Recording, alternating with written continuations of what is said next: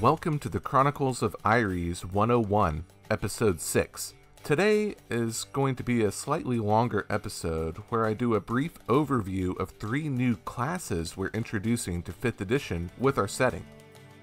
All 3 of our classes are steeped in the lore of the realm, and they have extensive new spells and abilities. We tried not to rehash too much in their creation.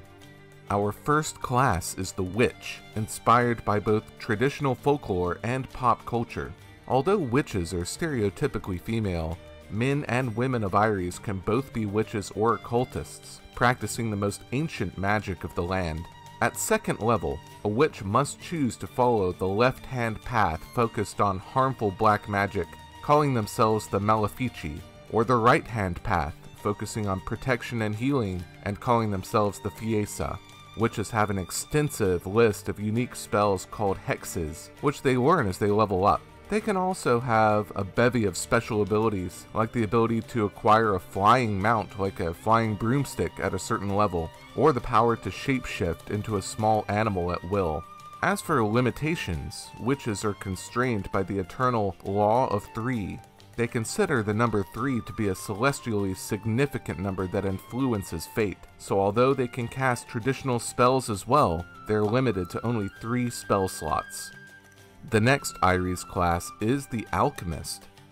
Attempts at translating alchemists to 5th edition usually focus on potion-making concepts, but the Aeres Alchemist is different. We base our Alchemist on historical and mythological beliefs, but with a modern gameplay twist. All alchemists begin by studying the 3 primes, the elements of creation: salt, mercury, and sulfur.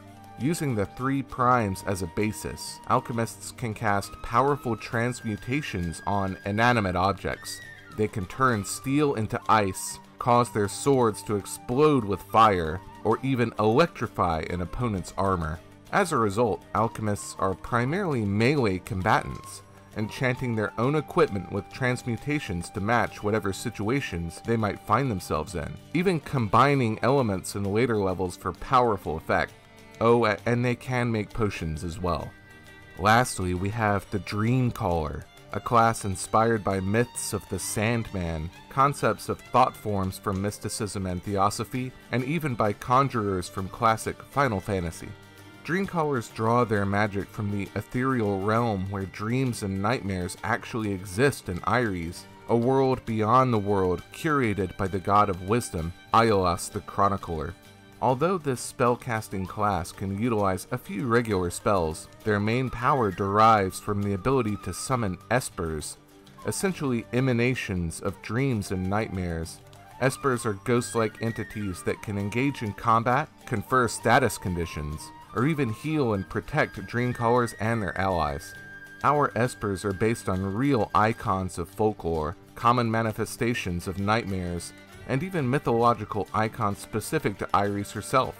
Espers don't last very long, but being completely ethereal creatures, they're utterly impervious to attack, and their presence frees up their Dreamcallers to take other actions during their turns.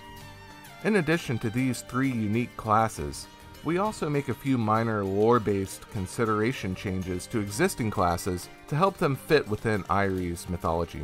Warlocks, for instance, will need to choose patrons entirely different from those listed in the player's handbook, and clerics will of course need to find different inspirations for their divination, given the nature of the gods and religion on Aeres.